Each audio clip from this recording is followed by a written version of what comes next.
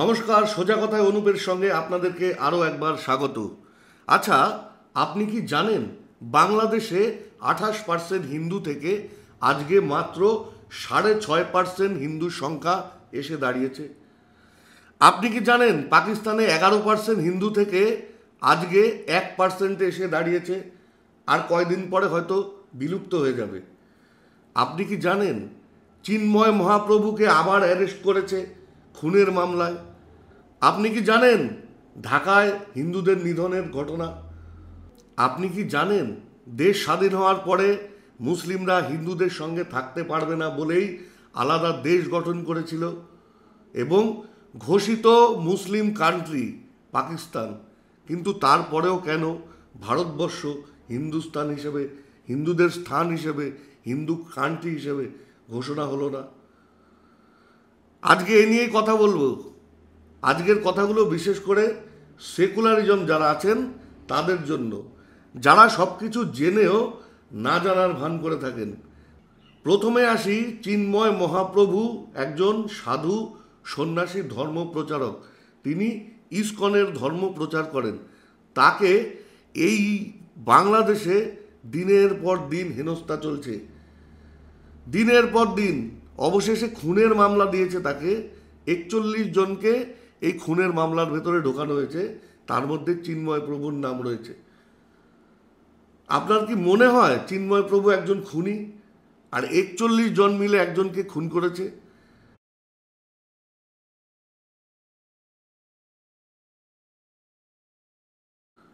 কিন্তু চিন্ময় মহাপ্রভুর সঠিক বিচার কিন্তু আজও হলো না।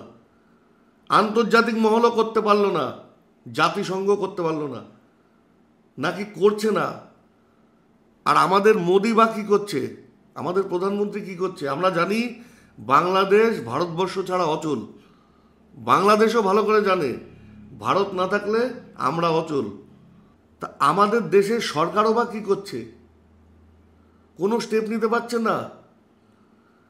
এই লোকটাকে জেলে ফেলে মারবে, জেল খাটিয়ে মেরে ফেলবে। শুধুমাত্র একজন হিন্দু সাধু, তার অপরাধ তিনি হিন্দুদের হয়ে ধর্ম প্রচার করেন, এটাই তার অপরাধ।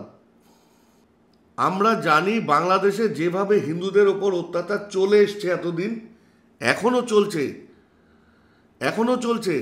নইলে কেন 30% থেকে আজকে কমে মাত্র 6% সামথিং হবে? এর কারণটা কি? যারা সেকুলারিজম নিয়ে কথা বলেন তাদের বলছি, তার কারণটা কি? আজকে এই সেকুলারিজমরা এই প্রশ্নের উত্তর দিয়ে যাবে। কমেন্ট বক্সে অবশ্যই কমেন্ট করে জানাবে কেন বাংলাদেশে হিন্দুদের সংখ্যা 30% থেকে 6% সামথিং হলো। কেউ কি নিজের ভিটে মাটি জমি জায়গা পুকুর ছেড়ে সাত করে চলে আসে অন্য দেশে? সাত করে চলে আসে? এই প্রশ্নের উত্তর কিন্তু আপনারা দিতে পারবেন না, কিন্তু ধর্ম নিরপেক্ষতা নিয়ে বড় বড় ডায়লগ মারবেন। পশ্চিমবাংলায় দুর্গাপূজার প্যান্ডেলে আজান হয়,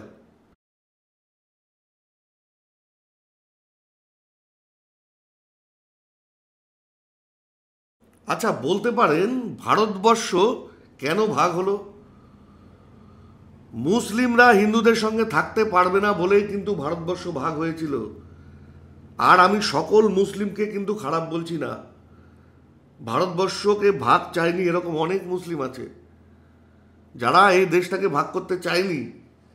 আর যারা চেয়েছে তারা আলাদা দেশ চেয়েছে, যে আমরা হিন্দুদের সঙ্গে একসঙ্গে থাকতে পারবো না, আমাদের আলাদা দেশ চাই।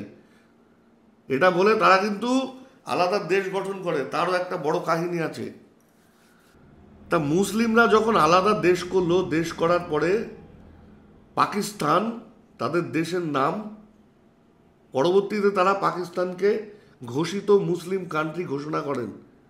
তাহলে মুসলিমরা যখন আলাদা দেশ গঠন করে তাদের দেশের নাম মুসলিম কান্ট্রি ঘোষণা করে দিলেন পাকিস্তান, তাহলে তখনকার ভারত সরকার কেন এই দেশটাকে হিন্দু কান্ট্রি ঘোষণা করলেন না?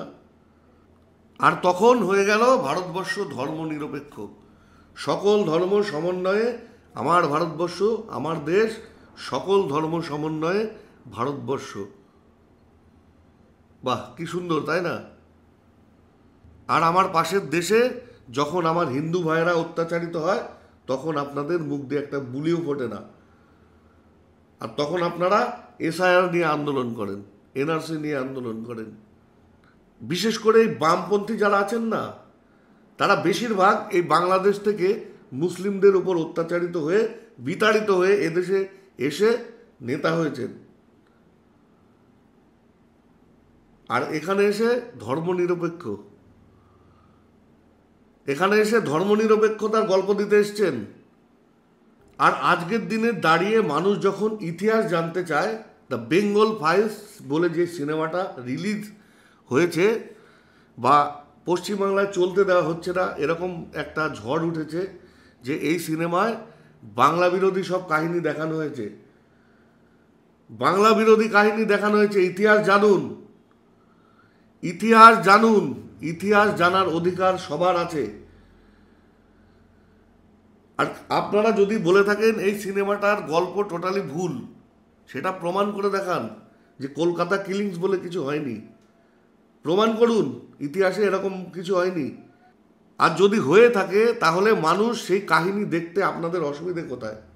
এরকম তৃণমূলের অনেক বড় বড় নেতা আছেন যারা বাংলাদেশ থেকে এসছেন এবং মুসলিমদের ওপর অত্যাচারিত হয়ে তারা এখানে এসে এনআরসির গল্প দিচ্ছেন, এনআরসির বিরোধিতা করছেন, সিএ এর বিরোধিতা করছেন, আর এখন এসআইআর এর বিরোধিতা করছেন।